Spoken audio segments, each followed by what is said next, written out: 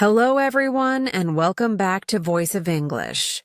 I'm Lisa, and I'm so happy you're here today because we are going to talk about something that many English learners struggle with: how to talk to anyone in English. Have you ever felt nervous starting a conversation in English, even though you know the words and understand what the other person is saying? You're not alone. This happens to millions of English learners around the world. Today, we're going to explore how to get comfortable talking to anyone in English, whether it's a stranger on the street, a friend, a colleague, or someone at a coffee shop. We'll talk about mindset, vocabulary, confidence, tone, and most importantly, practice. So stay with me, and let's take this journey together, step by step. The first thing you need to know is that English is not about perfection. It's about connection. Most native speakers are not expecting perfect grammar or perfect pronunciation. What they want is to understand you and to be understood. So, remove that pressure from yourself. Your English doesn't need to be perfect to be powerful. When you talk to someone in English, think more about being clear and confident rather than being grammatically correct. Of course, grammar is important, but in conversations, the goal is flow and connection. Let's begin with greetings, the most basic and universal way to start a conversation. When you meet someone new, you can simply say, "Hi, how are you?" Or, "Hello, nice to meet you." These are short but polite ways to begin. You can also say, "Hey, what's up?" or "How's it going?" which are more casual. And when someone responds, you don't have to panic. If they say, "I'm good, how about you?" you can reply with, "I'm doing well, thanks." This kind of exchange may seem simple, but it creates comfort and builds the start of a conversation. Now, let's practice this through a short example. Imagine you are meeting someone at a social event. You walk up and say, "Hi, I'm Sarah. How are you doing today?"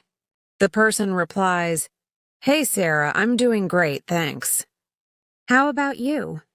You say, "I'm doing well too. It's nice to meet you." Simple, right? This kind of dialogue is what you can use anywhere, at a party, in a meeting, even at the grocery store. Try practicing this aloud with your own name and your own voice. Say it slowly, then naturally, and imagine the response. The next important thing is asking questions.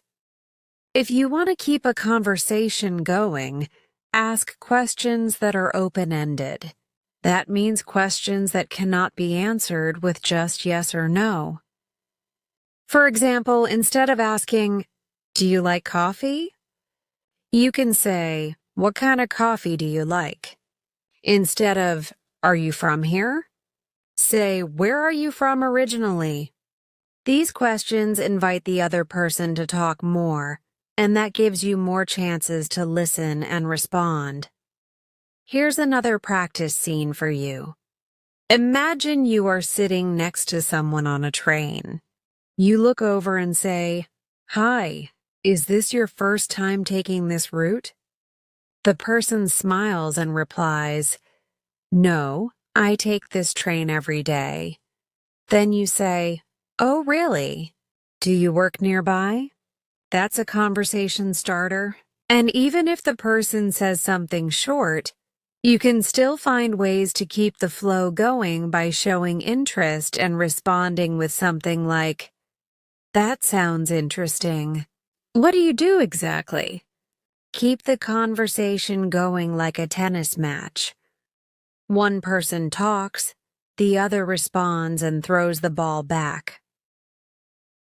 A common fear is not knowing what to say next. Don't worry about that. One simple strategy is to repeat or paraphrase what the other person says. If someone tells you they like traveling, you can say, "Oh, you like traveling?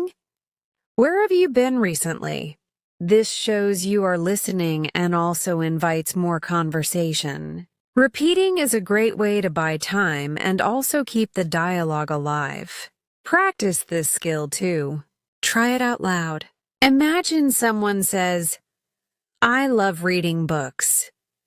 You repeat, "You love reading books." That's great. What's your favorite genre? Now let's talk about the power of small talk. Small talk is the short, polite conversation we have about things like the weather, traffic, sports, or the weekend. It might feel unimportant, but it's actually a very important way to connect with people. It's a way to warm up before a deeper conversation. You might say, "The weather is really nice today, isn't it?" Or, "This line is moving slowly." These kinds of comments are great ways to break the silence and open the door for more talking. To practice this, think about something small you could say in different situations. At the supermarket, you could say to the person next to you, "These apples look really fresh today." At a coffee shop, you might say, "They always play nice music here, don't they?" It's not about deep ideas. It's about starting.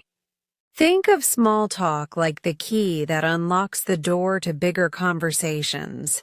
It may feel awkward at first, but the more you practice, the more natural it becomes.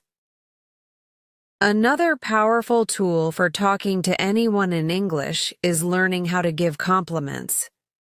Compliments make people feel appreciated and can be a great way to start or continue a conversation. You don't need to say anything too deep. Simple compliments work best. For example, you can say, "I like your shoes," or "That's a nice bag," or "You have a great smile." These little phrases show kindness and interest. When you compliment someone, they often reply with a smile and maybe even start talking to you more.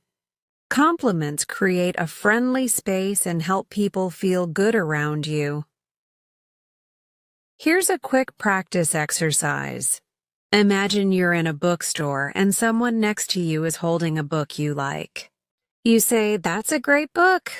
I read it last year and couldn't put it down." That's a compliment and also a way to start a conversation about reading. You can follow up with, "Do you like reading fiction or nonfiction?" One sentence can open the door to a 5-minute talk. Try it in front of a mirror. Practice complimenting imaginary people around you, at the park, in a queue, in class. Say things like, "I like your jacket," or "That's a cool phone case." When you talk to people in English, one key skill you need is listening. Talking is not just about speaking. It's about paying attention to what the other person says and responding in a way that shows you care. This means not just waiting for your turn to talk, but really hearing what they're saying. If someone says, "I had a long day at work," a good reply is not just, "Oh," but something like, "That sounds exhausting. What happened?" This kind of listening builds trust and helps you connect more deeply. Let's do a short listening-based practice. Now imagine someone says, "I just got back from a vacation in Turkey." Your response could be, "That sounds exciting. What was your favorite part of the trip?" This shows interest and keeps the conversation going. You could even follow with, "I've always wanted to go there. Did you visit any historical places?" By using the information the person gives you, you create more talking opportunities. Listening is like collecting little clues. and your responses are built from them. Another great method to make English conversations easier is using transition phrases. These are phrases that help you move from one topic to another. For example, by the way, speaking of that, actually, or that reminds me.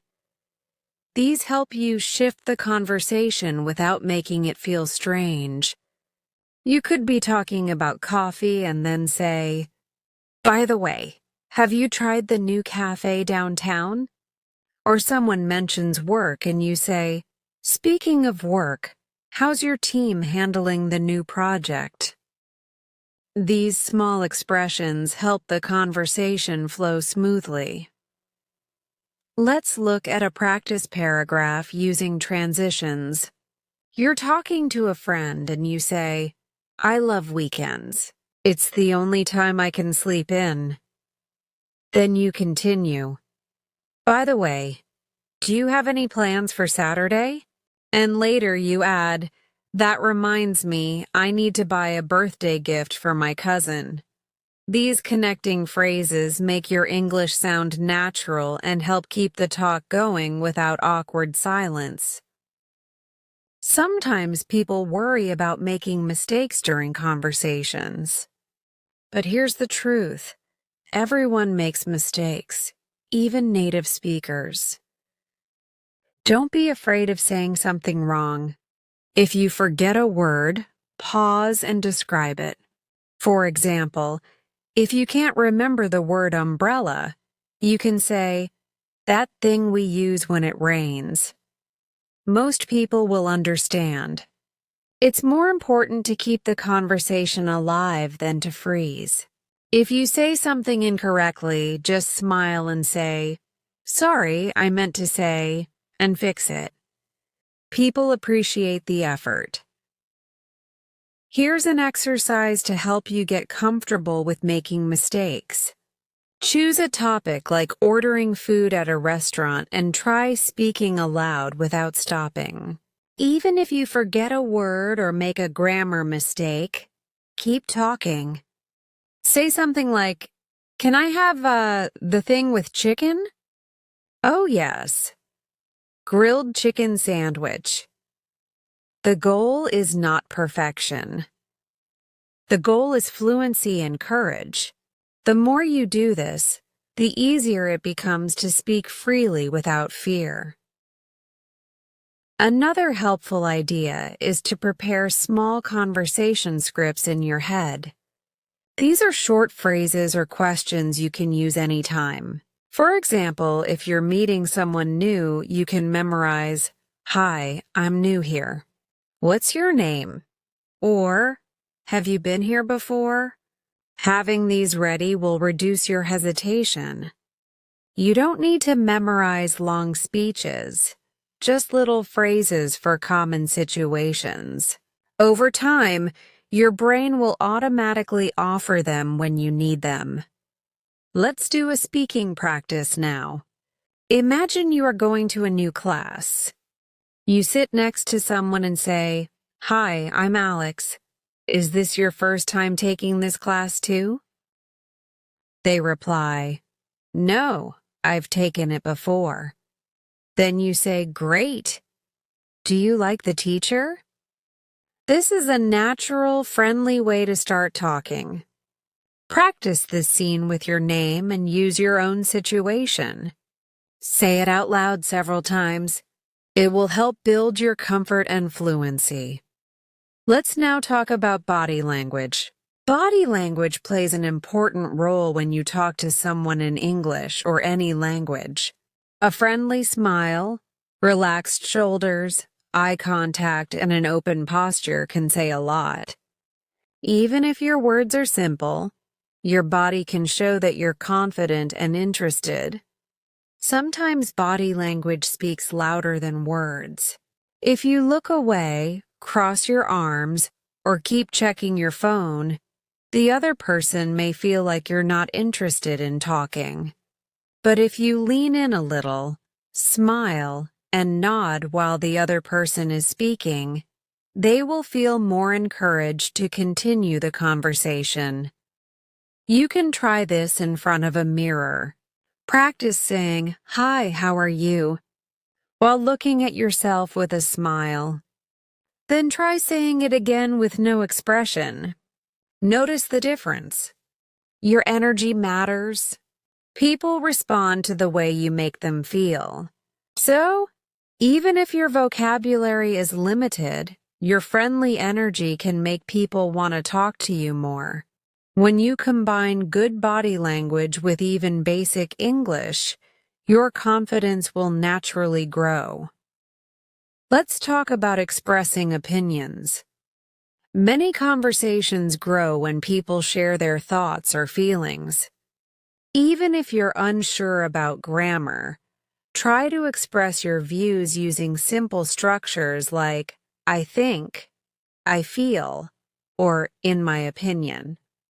For example, if someone says, "I love going to the beach," you can reply with, "I think beaches are very relaxing." Or, "In my opinion, the mountains are even more peaceful." This shows you are engaged and willing to share. The more you practice expressing opinions, the easier it becomes to add your voice to any conversation. Here's a practice example. Imagine a friend says, "I don't like cold weather." You respond, "Really? I actually enjoy winter. I think snow is beautiful." Even if your English is simple, you're expressing yourself clearly. You're giving your opinion politely, and that's what makes the exchange meaningful. Practice this now. Think of your favorite food, place, or hobby. Then speak aloud starting with "I think" and complete the sentence. Try 5 different examples and do this regularly. Now, sometimes we talk to people we don't know well. Strangers at the airport, in line at a coffee shop, or while waiting for a bus. These moments may feel awkward, but they're great opportunities to practice English. Keep it simple and polite. You can say things like, "Do you know what time it is?" Or "Is this seat taken?" Or "This line is moving slowly, huh?"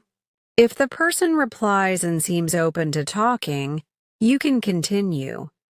But if they seem quiet, that's okay too. Not every person will be ready for a chat, and that's normal.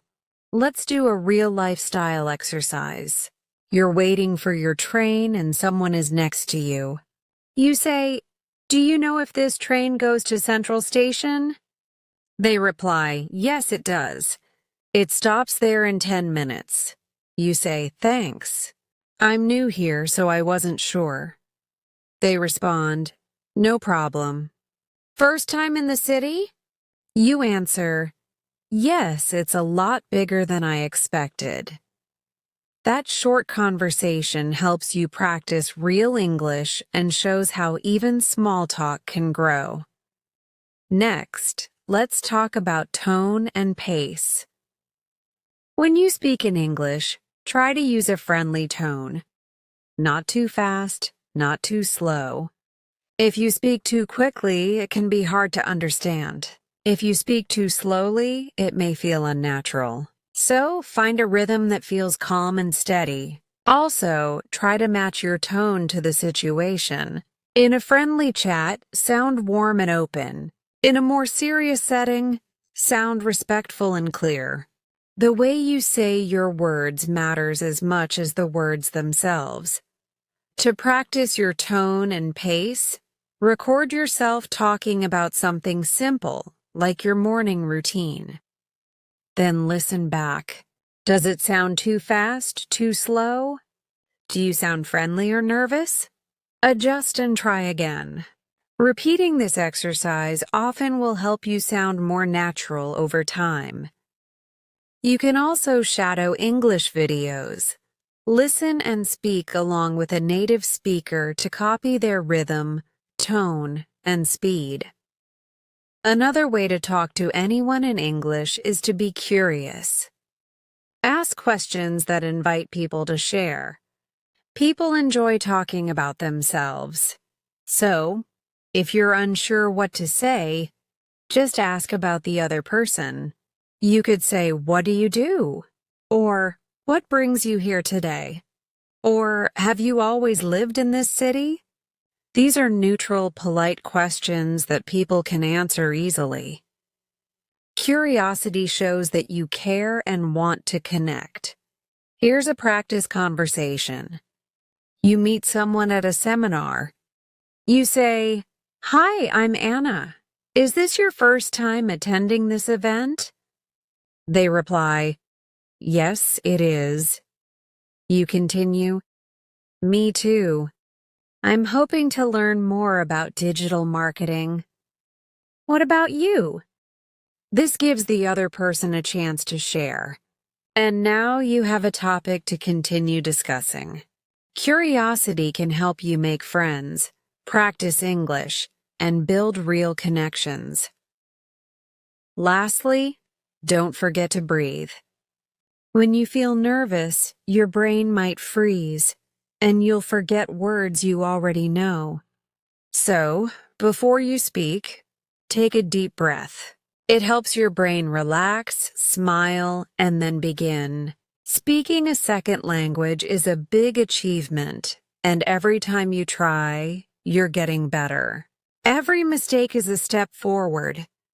Be proud of your effort and keep going. Let's now talk about how to handle silence in a conversation. Sometimes we all experience those moments when the conversation slows down or even stops. That silence might feel awkward, especially when you're still building your English skills. But here's something important to remember. Silence is natural. It's okay to pause. You don't need to fill every second with words. In fact, a short pause can give you time to think. And it also allows the other person to speak.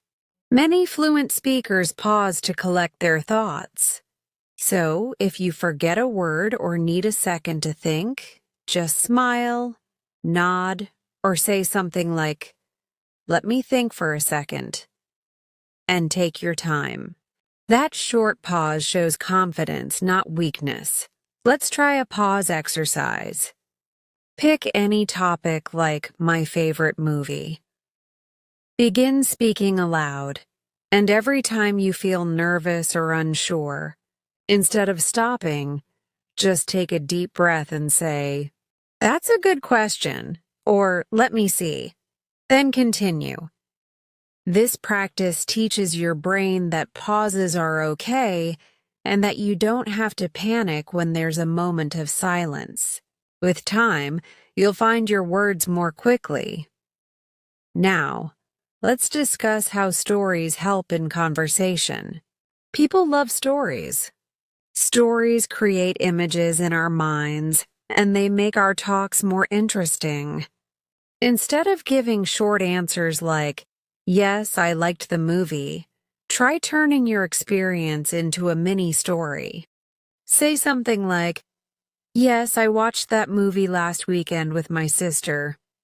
We both really enjoyed it, especially the ending. It made us laugh so much." See how much more engaging that sounds?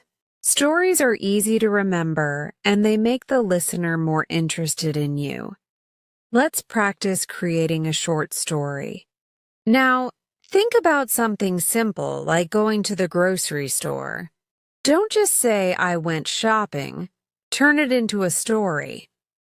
"I went to the store on Sunday. It was really busy, and I couldn't find a parking spot. But I finally got everything I needed and even ran into an old friend I hadn't seen in years." Just a few extra details turn a regular event into a story worth sharing. Practice telling small stories every day. It will boost your confidence and help you become a natural communicator. Next, let's talk about confidence boosters. When you're learning English, confidence is your best friend. Even if your grammar isn't perfect or your vocabulary is limited, confidence can carry you through any conversation. How do you build that confidence? First, practice speaking every single day. You can talk to yourself in the mirror, speak with a friend, or record yourself and listen. Repetition creates confidence. Second, celebrate small wins. Did you start a conversation today? Great. Did you speak for 2 minutes without stopping? Wonderful. These small steps are progress. Keep reminding yourself that learning a language is a journey, and every effort counts. Here's a confidence-building routine you can follow each morning. First, say 3 positive sentences about your English. I am improving my English every day. I can talk to people, and mistakes help me learn. Then read a short passage from a book or article aloud. Finally, look into a mirror and speak for 1 full minute about your day or your plans. This daily habit will grow your fluency and train your mind to think in English. Let's now explore the idea of thinking in English. If you want to talk to anyone in English easily, you need to train your brain to stop translating from your native language. Thinking in English helps you respond faster and sound more natural. At first, it may feel hard, but you can start with simple steps. Name the things around you in English: table, book, window, pen. Then describe what you're doing. I'm brushing my teeth. I'm making tea. I'm opening the door. These small habits will help your brain stay in English mode. You can also practice internal conversations. For example, imagine you're walking to school or work and you silently talk to yourself in English. Okay, I need to finish my project today. Or, I hope the weather stays nice. This silent practice is powerful. The more you think in English, the easier it becomes to speak it naturally. Challenge yourself to spend 5 minutes each day doing everything in English. Thoughts, descriptions, plans, all in your mind. Over time, this will help you speak without hesitation. Sometimes people ask, how do I end a conversation politely in English? This is important too. You can't talk forever and sometimes you'll need to leave. You can say, it was really nice talking to you. Or, I've got to go now, but I hope we talk again soon. Other options include, I really enjoyed our chat. Or, thanks for the conversation. Have a great day. Ending a conversation with warmth shows respect and leaves a good impression. Try this practice scene. You're talking to someone at a library and the conversation is ending. You say, well, I should get going. It was really nice meeting you. The person says, you too. Take care.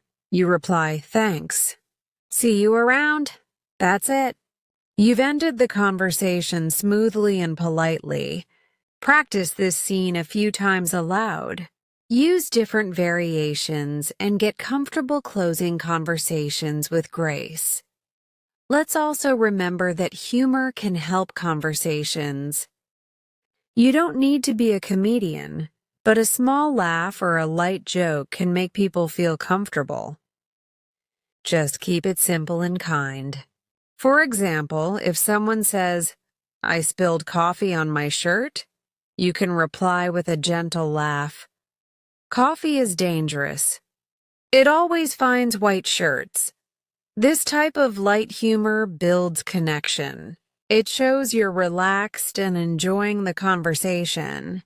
Just be sure your jokes are friendly and not offensive. Try practicing light responses to common situations. Imagine someone says, I forgot my umbrella and got soaked. You might say, that's the rain's way of reminding us who's boss. These little comments make the conversation feel fun and help both speakers relax. Practice these types of responses out loud when you're alone. Over time, your confidence with natural humor will improve. Now, let's talk briefly about accents. Many learners worry that their accent will make them hard to understand. But accents are natural. Everyone has an accent. What matters most is clarity. Focus on speaking slowly and clearly. Don't try to sound exactly like a native speaker. Be proud of your voice. As long as you're understandable, your accent is not a problem. In fact, many people find accents beautiful and interesting. What matters is that you're communicating. So, don't let accent anxiety stop you from talking. To practice clarity, record yourself reading a short paragraph slowly and clearly. Listen and ask, did I pronounce the words clearly? Did I speak too fast? Repeat this daily, and you will become more confident in your spoken English. Confidence and clarity matter more than perfection. And here's the most important message of all.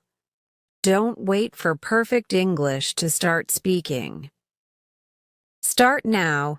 Speak with your classmates, coworkers, friends, strangers, even yourself. Use every chance to practice. The more you speak, the faster you grow. Remember, fluency is built through action, not just studying. Talking to anyone in English is not about having a perfect vocabulary. It's about being brave, being kind, and being willing to connect. Every conversation is a new chance to improve. Don't be afraid of looking silly or making a mistake. People respect those who try, and the more you try, the easier it gets. Talk to the person at the store. Ask someone for directions. Chat with someone waiting in line. These small moments are your real-life practice sessions. Collect them, use them, learn from them, and always keep going. Thank you so much for joining me today. I hope today's practice gave you more tools and more confidence to talk to anyone in English. If this video helped you, please consider subscribing and turning on notifications so you never miss an episode. We have so many more lessons and conversations to explore together. I'm Lisa, and I'll see you next time on Voice of English. Keep speaking, keep growing, and always remember, your English voice matters.